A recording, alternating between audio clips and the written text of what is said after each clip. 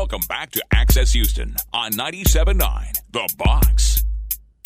Good Sunday morning. You're listening to Access Houston. I'm your host, KG Smooth. Welcoming back to the program. This time she's here under a different title. She's the Financial Aid Communications and Social Media Coordinator for HCC. The lovely Sade Campbell is back on the program. How are you? Hello, KG. Good to see you. And you brought along a friend with you, Miss Joe Ellens. I just forgot how to pronounce your last name that fast, and you just told me.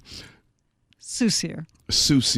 That's correct. Joe Ellen Soucier. She is the Executive Director of Financial Aid at HCC. Welcome to the program, ladies. Yeah, happy to be here. Good. Go ahead and get comfortable. We're real live. It's all about great vibes and energy on here, so just get comfortable. We're just going to have the conversation. So I'm noticing this year we have a lot of universities and just educational institutions who are now granting free tuition, under a certain guideline. And if you make, if a household makes a certain amount of money, I have to say, I think I heard Houston Community College offer that first. Maybe because I'm just in Houston, and then when I watch the rest of the national news, then I hear about all these other universities. I know, Austin did it, and a few others. But you all have a program, the Eagle Promise free degree program at HCC.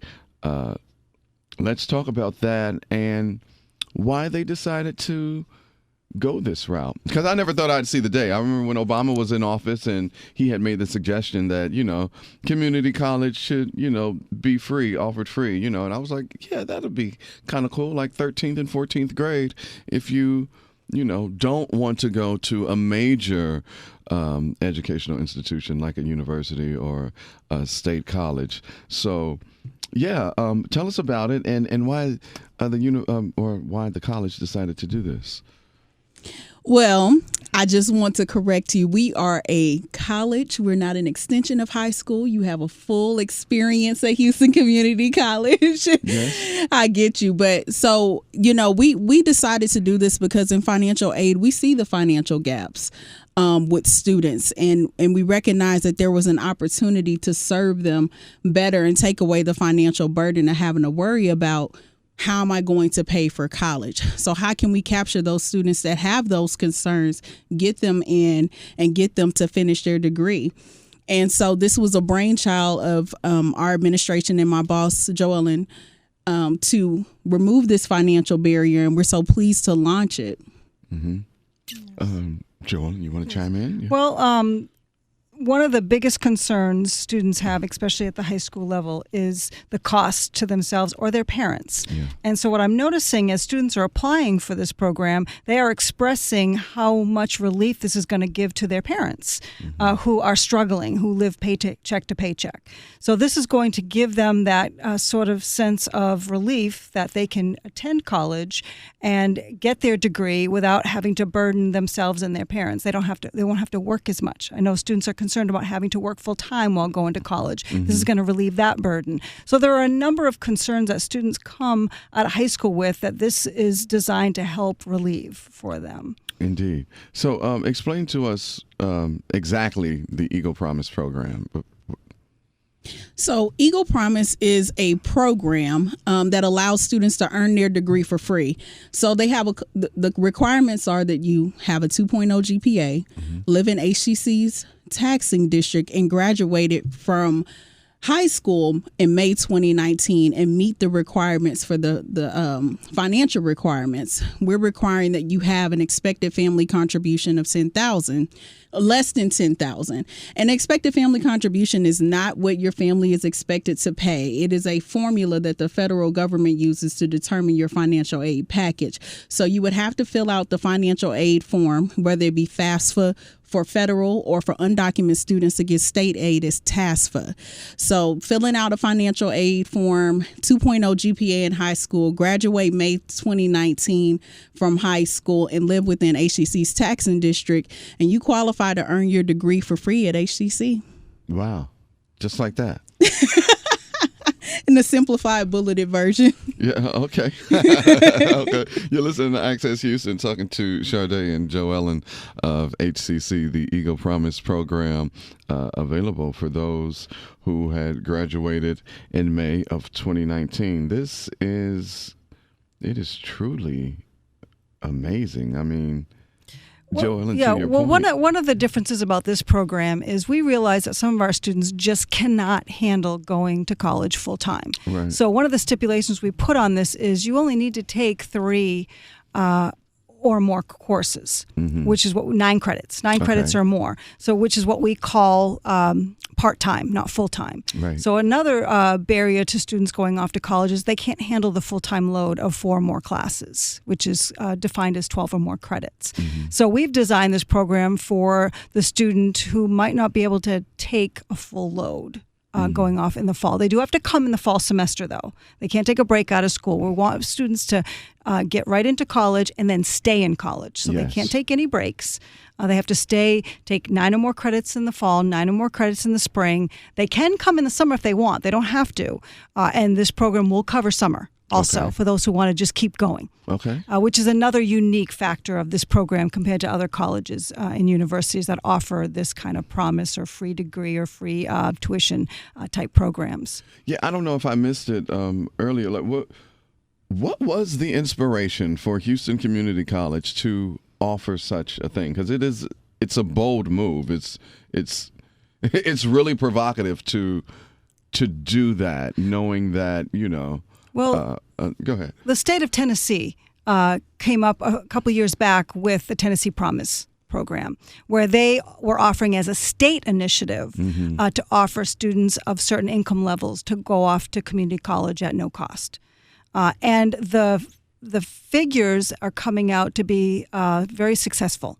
Okay, so it's showing student success, because what the students need to do is they need to come right out of high school, stay, and succeed. Continue, keep in contact with their advisors, show up to class, do well in class. As long as you're doing that, we're going to make sure that your tuition fees and up to $500 a semester in a book stipend are available to you without having to take out any student loans. Another factor is student loan debt is so high in this country right now. It's out of control.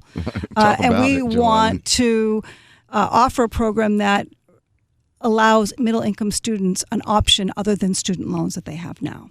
It leaves me speechless. It really does, because I wish this was around when I was trying to go and further my education. So let's talk about some tips for funding education. Sharday, give us some tips on that. You're the expert here.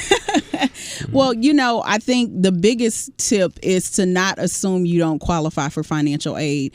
We have a lot of students who just don't apply.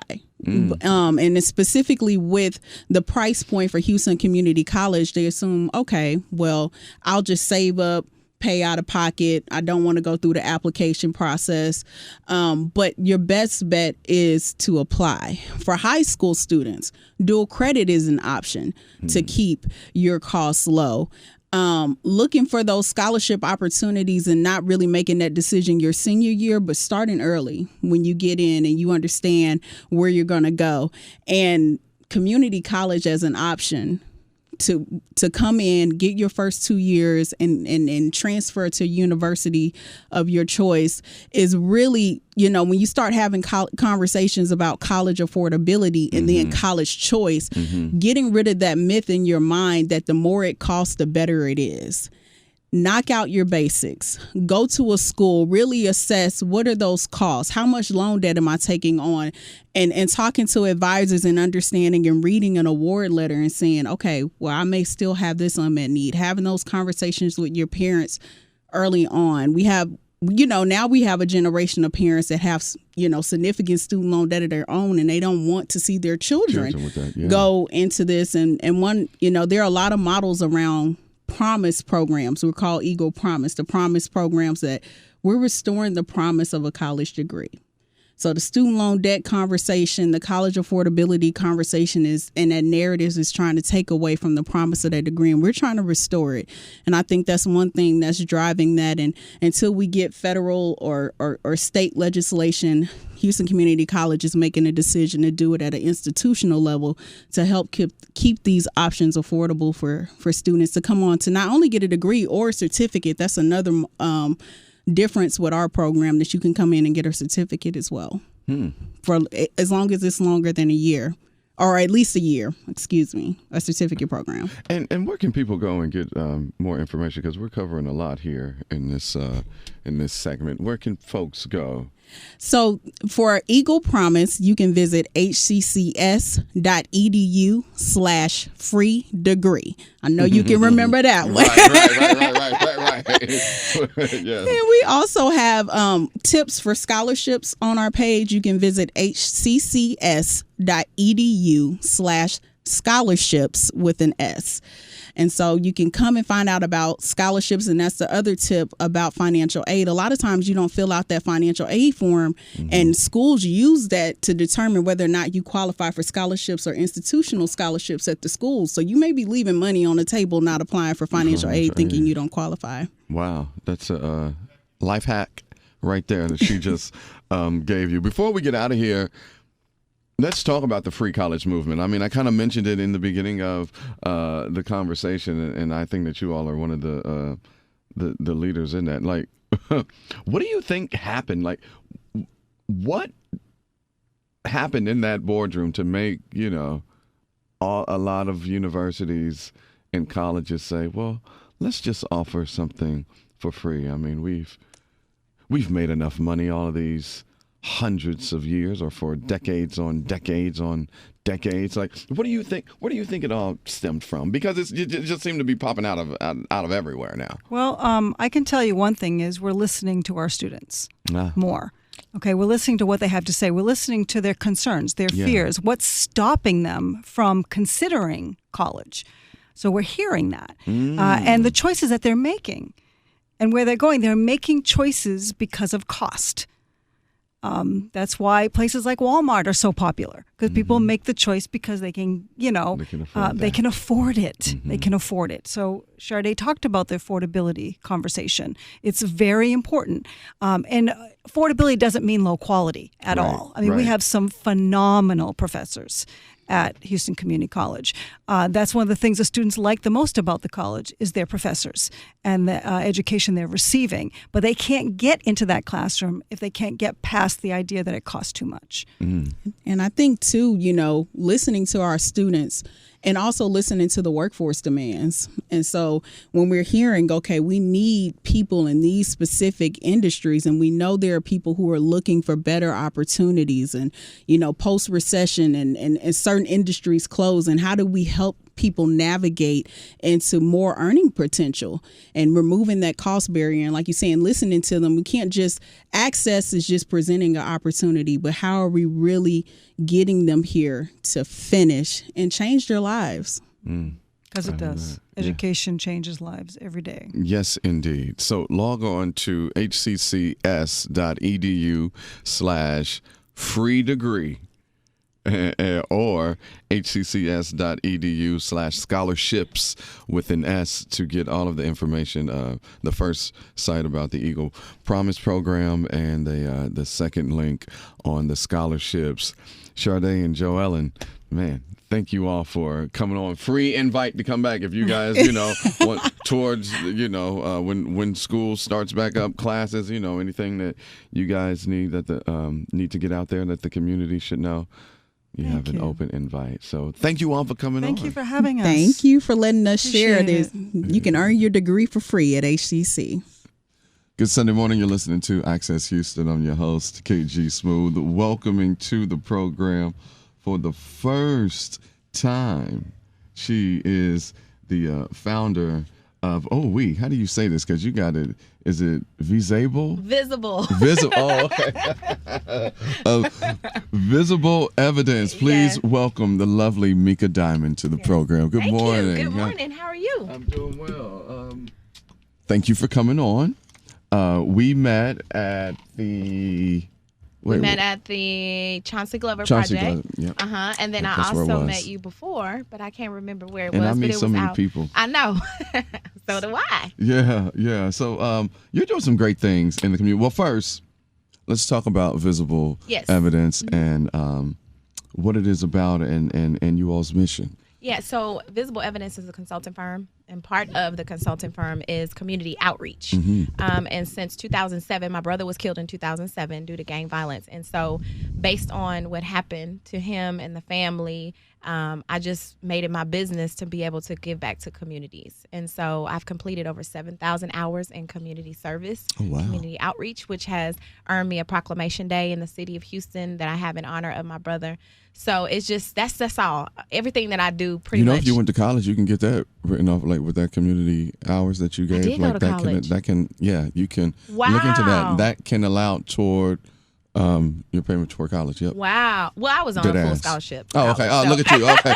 Look at that. We got the smart one in here. I ran track in college. You said, okay. Ooh, Flojo in the building. Yeah. So that's what I did. I dedicated my time back to giving back and trying to help, do community outreach and help the youth have a different mindset because of the area that I grew up in. It's a lot of gangs in that area. And because, there's 2 high schools that are back to back.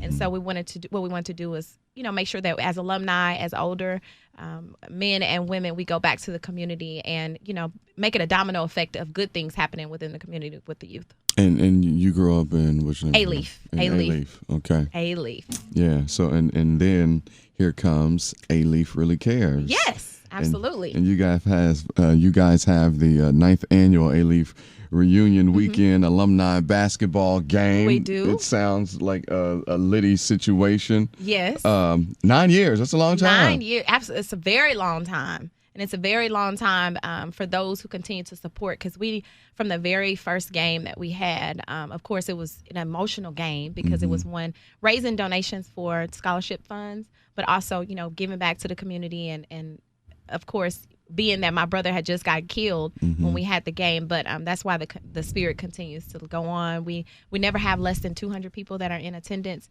It's an alumni game where it's old school versus new school. Okay. So you have those from 89 all the way to 2000 that are playing in the game, but we involve the youth as well. So in between the games, we have a co-ed game and then a Legends game, which are individuals who actually played basketball within the Alief community. But it's fun. It's a family-oriented game to be able to, give back and show them that even though that we have moved on to separate, destinations, we may be in another city, another state, another area within Houston, we come back and we still give back to our community. Indeed. So how did what's your involvement with Alief Really Cares? I'm the founder. Visible?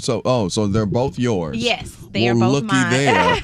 The way it's written, I would have thought it was 2 separate. Alief, man, Meka, you are you for real about this. I am for real. I'm very passionate about. I give back. I'll listen. I'll lose my job.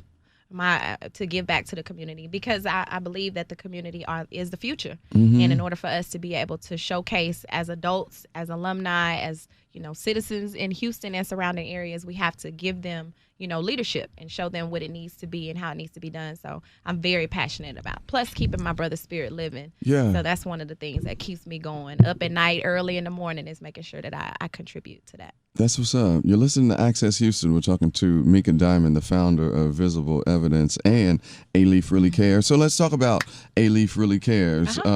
This was birthed out of? It was birthed out of Alief. Okay. It was birthed out of Alief in 2008.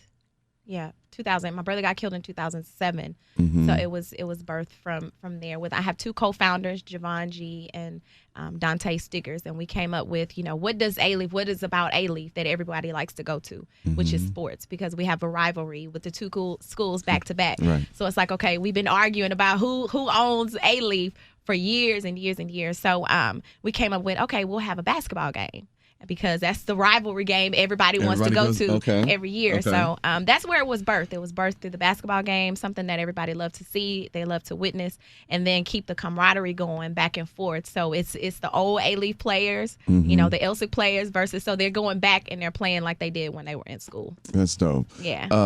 One of the things that really, and I don't know if it's the bubble that I live in, but I'm always so incredulous when I hear about young people and gang violence, and Yeah. I'm talking young, Yeah. like 13, Yeah. 14. I'm like, Yeah. whoa, like what is really going That's on? my And brother then- started at the age of 13. He was in 10 years, almost 10 years before he was killed. And I didn't know that it was such an epidemic Yeah. here in Houston. And I see that you all say no gangs, no Right. violence, Yeah. which of course that makes all the sense. But like, where did it?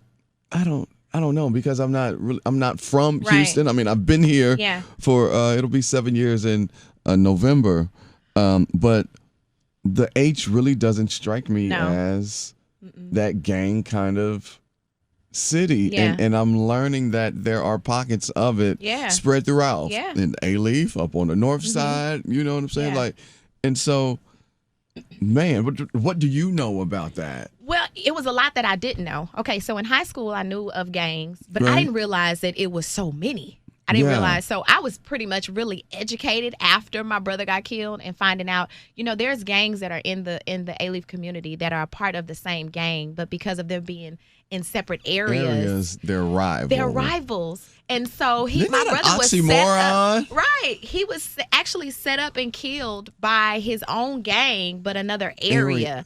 And what was so crazy about it was that it was because of levels. Of course, it was because of ranking that one person who was in the same gang but had another area was jealous of my brother having all of this area, and because of the next rank that he was going to get, he didn't want him to be above him within the rank.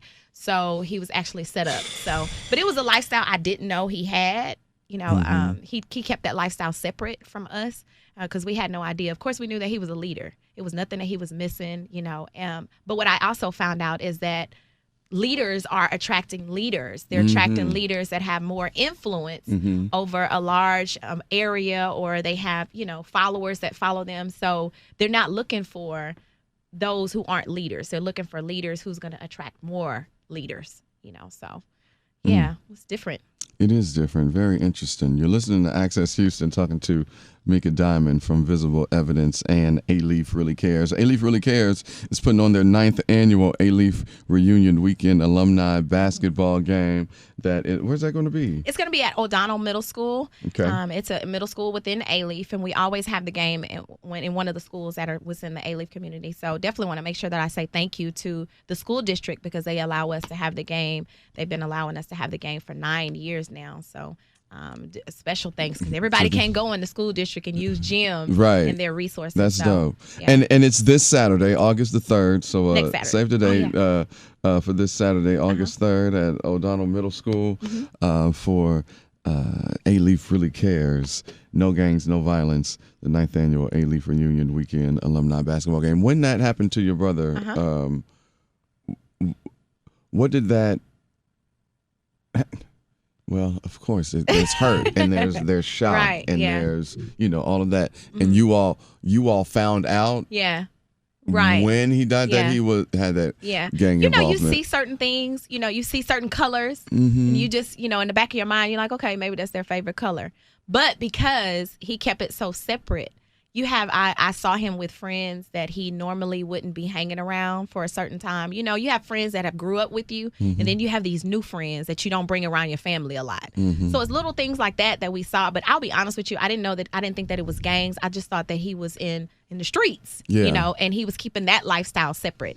But never did I think that he was involved in a gang. But I also know that he was a leader also. But I mean, and so he was attracted, or the person who attracted him because of he being a leader at the age of 13. Because you look and you would think that it would be people that needed that surrounding, or they needed that influence. They needed to feel like they were a part of something. They needed to have, they needed that to make them be a leader. But he's always been a leader. So it was kind of confusing to me. But being that when I learned that that's the people that they look for, to be able to have those who are influenced by them, to be able to add on to the, as you would say, the network, So of course it was different, but I was angry afterwards a lot because a lot of alumni, a lot of older people that were even my age and older knew that he was involved but never said anything to me. So these are people that I talk to. These are people that I'm around, but never opened up and said, I used to get this from your brother or your brother, you know what I mean? So it's kind of disappointing because maybe if I did know, or maybe if we did know some things, maybe we could have had those type of conversations, but we didn't get the opportunity to have those. Man, my condolences for your loss. I know, every day is a struggle. And I know it's been some years, but it never it's goes not away. It never goes away. Something interesting here, you're wishing on community unity amongst organizations, which I find so, again, another oxymoron. Right. Unity amongst the community Right. organizations. Like, what is that about? But I get it because it makes me think of the 2 MLK parades that are here in Houston. Yes. And it's just like, okay, y'all got this tiff, y'all Right. battling. Okay, clearly it's about the money for at least one side of it. And I don't believe that this is what Dr. King would like to see happen. So let's talk about that just for a hot minute. What do you mean when you say community unity between organizations? So what I mean is that, excuse me, it doesn't have to be mine. Yeah. It can be ours. Yeah. If we, if we unite as community leaders, as organization leaders, we can become a powerful force. It doesn't have to be individualized where your organization is the leading organization. Every organization has different things, have different levels missions, of expertise. yeah. You have your programs, this organization have their programs. But collectively, if we united all of these programs together and went from community, all of us doing the same things, then we would gravitate to so many more areas. We would have so many more kids being more productive. It's that and it simple. wouldn't be about, that's mine and mine has to be on the top. It has to be the organization. You have so many people that they want their logo to be the biggest on the flyers. And that's what it's about. It's about attention. Thank you, because that's what I was just about to say. Yeah. If you are doing the work for the greater good of your people and for the community, your name being at the top or you getting whatever versus another organization getting, something else like that should not matter if you're doing the work of the people. When it comes down to that, that's just ego and greed and praise for them. Like, oh, it's about me. It's not about, what you claim to be, helping the community. So you're absolutely, you absolutely on point with that. That's become an epidemic, and everybody doesn't have to have a nonprofit organization in order to say that you're doing things in communities. You can have a certain program to where you can help out a nonprofit organization by collaborating with them. You don't have to go out because that's the thing now. Everybody wants a nonprofit organization, but they're not in compliance to have a nonprofit organization. Because the steps to go through a nonprofit to get that that certification is just. It's a lot. I've got a lot of friends who have nonprofits, and they be telling me the process. I'm like, damn, it's been a whole year and a half. You still ain't got that. Right. Yeah. It's like it's a and process. They will kick it back if you don't have the proper paperwork. If you're not in compliance. So those are the things just to learn that you don't have to have. It doesn't even have to have a title of a nonprofit. You can have a certain organization. You can have an organization. You can have a certain program that can help out many organizations. But there are so many ways, and a lot of us don't even understand that if you have a program, a nonprofit organization can contract you and actually payroll you in order to provide that service to the program. And they just want a nonprofit instead of understanding that there's so many other entities that you can do. Well, listen here, save the date, Saturday, August 3rd at where's it going to be? O'Donnell Middle School.